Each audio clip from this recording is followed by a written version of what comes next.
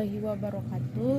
Di sini saya akan menjelaskan beberapa materi tentang keterampilan dasar global. Di sini ada 5 pembahasan. Yang pertama, emotional intelligence. Yang kedua, judgment and decision making. Yang ketiga, negotiation. Keempat, cognitive flexibility. Dan kelima, personal branding. Selanjutnya, emotional intelligence. Pengertian: kecerdasan emosional atau emotional intelligence adalah kemampuan mengenali, memahami, dan mengendalikan perasaan sendiri dan perasaan orang lain, termasuk memotivasi diri dan mengatur emosi, serta kemampuan untuk membina hubungan dengan orang lain.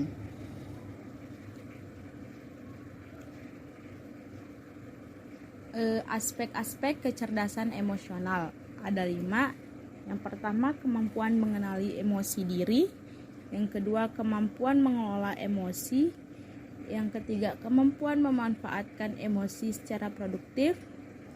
Dan yang keempat, kemampuan mengenali emosi orang lain. Dan terakhir, kemampuan membina hubungan. Bagaimana sih kemampuan mengenali emosi atau kesadaran diri?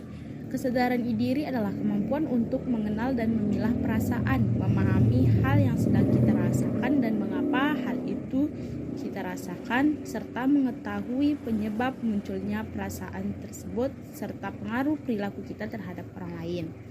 Sedangkan untuk pengaturan diri adalah menangani emosi sedemikian rupa sehingga berdampak positif kepada pelaksanaan tugas, terhadap kata hati, dan sanggup menunda kenikmatan sebelum tercapainya suatu gagasan.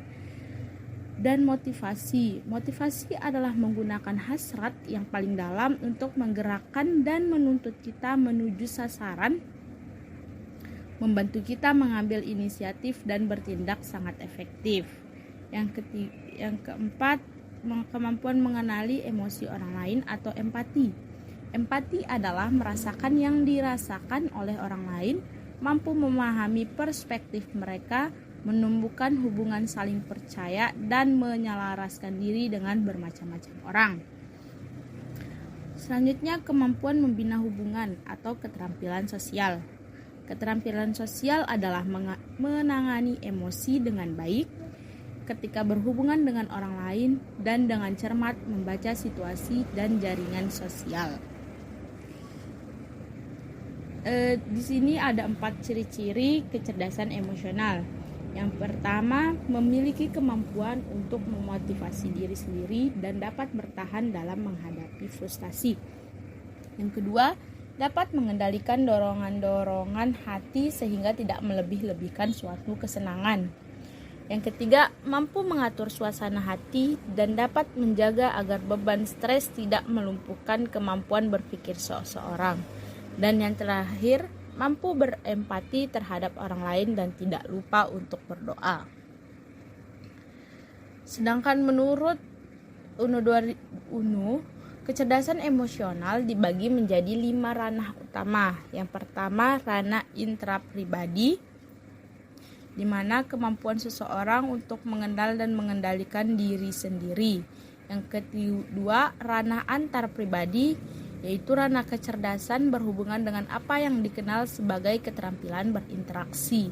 Yang ketiga, ranah penyesuaian diri, yaitu ranah berkaitan dengan kemampuan kita untuk menilai dan menanggapi situasi yang sulit. Yang keempat, ranah pengendalian stres, berkaitan dengan kemampuan menanggung stres tanpa harus ambruk, hancur, dan kehilangan kendali. Dan yang terakhir, ranah suasana hati umum, yang berkaitan dengan pandangan kita tentang kehidupan, kemampuan untuk bergembira, serta keseluruhan rasa puas dan kecewa yang kita rasakan. Ada beberapa hal yang kita dapat lakukan untuk membangun kecerdasan emosional dalam diri. Yang pertama, membuka hati. Hati adalah simbol pusat emosi yang dapat merasakan nyaman atau tidak nyamannya. Yang kedua, menjelajahi daratan emosi. Setelah membuka hati, kita dapat melihat kenyataan dan menemukan peran emosi dalam kehidupan. Yang ketiga, bertanggung jawab. Untuk memperbaiki diri dan mengubah kerusakan hubungan, kita harus mengambil suatu tanggung jawab.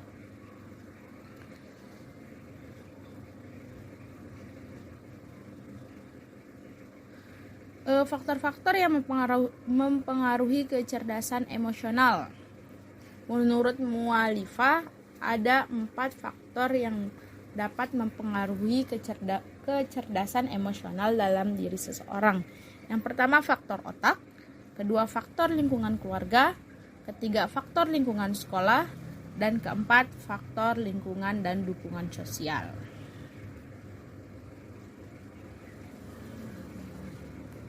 Selanjutnya, materi berikutnya yaitu judgment and decision making atau pertimbangan dan pengambilan keputusan. Pengertiannya sendiri, judgment adalah kemampuan untuk menarik kesimpulan atas situasi yang dihadapi. Judgment dibuat ketika berada dalam suatu situasi atau kasus.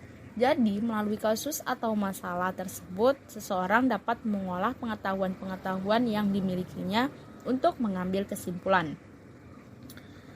Untuk pengertian pengambilan keputusan atau decision, yaitu suatu proses pemikiran dalam pemulihan dari beberapa alternatif atau kemungkinan yang paling sesuai dengan nilai atau tujuan individu untuk mendapatkan hasil serta solusi tentang prediksi ke depan.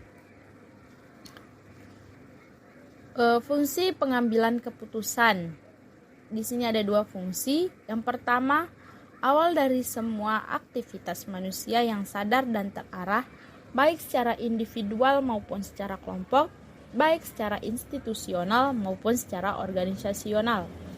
Yang kedua, suatu yang bersifat futuristik, artinya bersangkut paut dengan hari depan, masa yang akan datang, di mana efeknya atau pengaruhnya langsung cukup lama.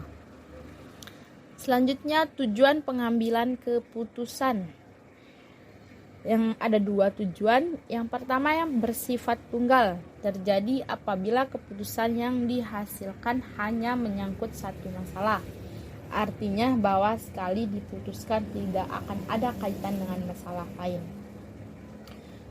Yang kedua, tujuan yang bersifat ganda, terjadi apabila keputusan yang dihasilkan itu menyangkut lebih dari satu masalah. Apa saja sih faktor yang mempengaruhi pengambilan keputusan? Di sini ada beberapa faktor. Pertama, hal-hal yang berwujud maupun yang tidak berwujud, yang emosional maupun yang rasional perlu diperhitungkan dalam pengambilan keputusan. Keputusan harus dapat dijadikan bahan untuk mencapai tujuan organisasi. Keputusan jangan berorientasi pada kepentingan pribadi.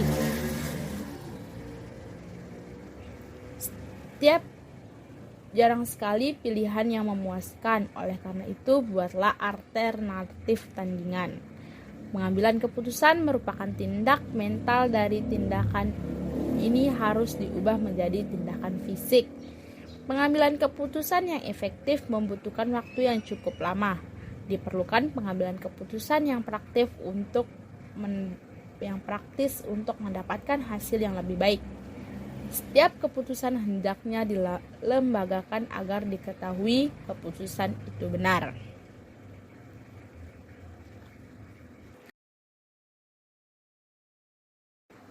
Selanjutnya, materi berikutnya yaitu negotiation atau negosiasi. Negosiasi adalah sebuah bentuk interaksi sosial. Interaksi tersebut dilakukan oleh beberapa pihak.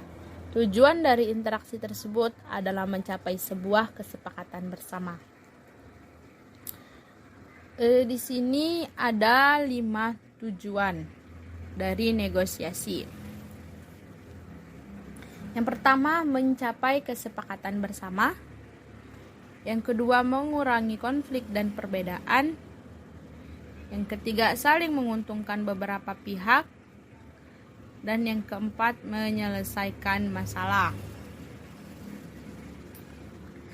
Mencapai kesepakatan bersama. Tujuan pertama yaitu untuk mencapai kesepakatan bersama. Dalam mencapai kesepakatan bersama, pihak-pihak yang melakukan negosiasi perlu mengutarakan pendapat masing-masing, mengurangi konflik dan perbedaan adalah salah satu tujuan dari negosiasi.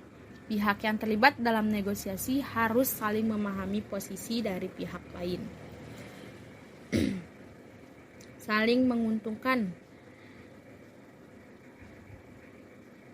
Tujuan negosiasi yang ini sangat-sangat penting. Saling menguntungkan hanya akan dicapai ketika negosiasi berada pada titik menemukan win-win solution. Selanjutnya menyelesaikan masalah, di mana negosiasi dapat menyelesaikan masalah antar kedua belah pihak. Tahap-tahap negosiasi. Yang pertama yaitu perencanaan dan persiapan. Proses dalam pengumpulan data akan sangat dibutuhkan dalam tahap ini, yaitu tujuannya untuk mendukung posisi ketika bernegosiasi. Yang kedua, menentukan aturan. Menentukan sebuah aturan. Pada proses ini, seseorang harus menentukan garis besar dan aturan. Tujuannya untuk menentukan apa yang akan dinegosiasikan. Selanjutnya, penjelasan. Penjelasan pada tahap ini masing-masing pihak harus saling mengutarakan apa yang diinginkannya. Yang selanjutnya, tawar-menawar dan penyelesaian masalah. Ketika selesai, maka dilanjutkan dengan menyelesaikan masalah. Pada tahap ini, semua pihak akan melakukan pencarian solusi terhadap masalah. Yang kelima, penutupan dan implementasi. Tahap terakhir ini merupakan tahap terakhir dalam melakukan negosiasi. Pada tahap ini, semua sesuatu akan diputuskan secara bersama-sama.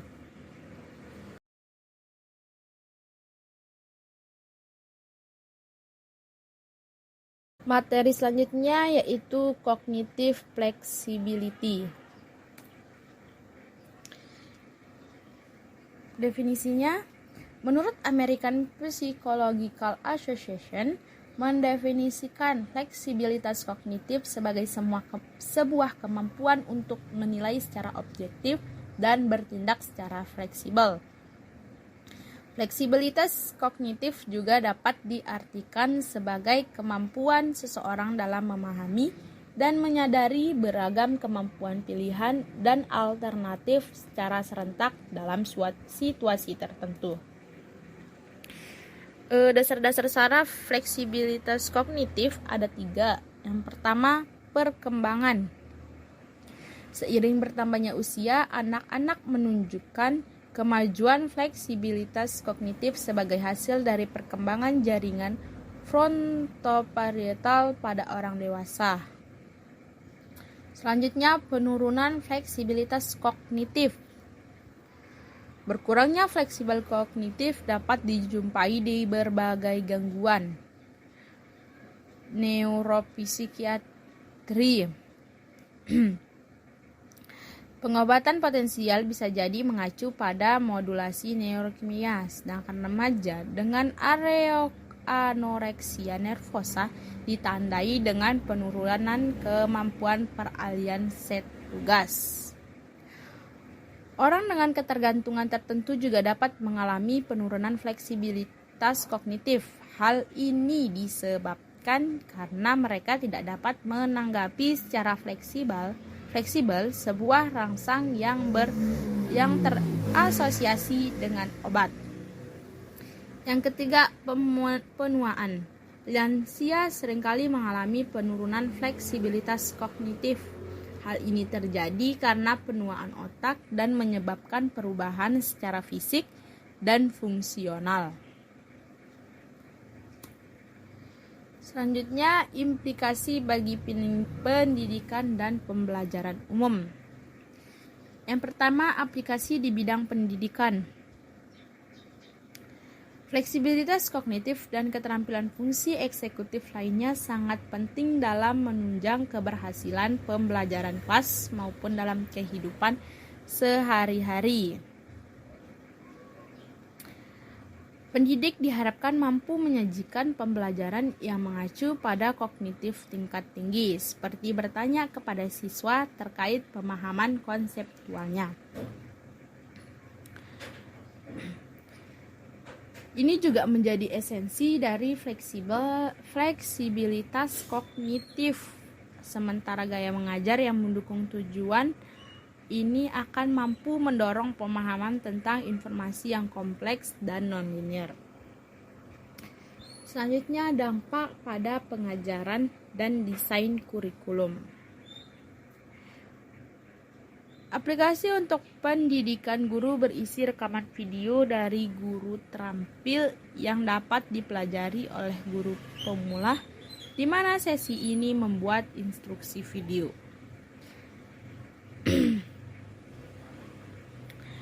Aplikasi pembelajar di luar ranah pendidikan. Untuk yang ketiga, di mana aplikasi fleksibilitas kognitif di luar ranah pendidikan ialah pada video game. Fleksibilitas mental yang lebih besar pada serangkaian tindakan daripada individu non-gamers. Para peneliti berpendapat bahwa meskipun bermain video game tergolong kontroversial, tetapi memanfaatkan efek dari permainan ini dapat menghasilkan untung yang sama di berbagai populasi. Sebagai contoh, pada lansia yang menghadapi penurunan kognitif.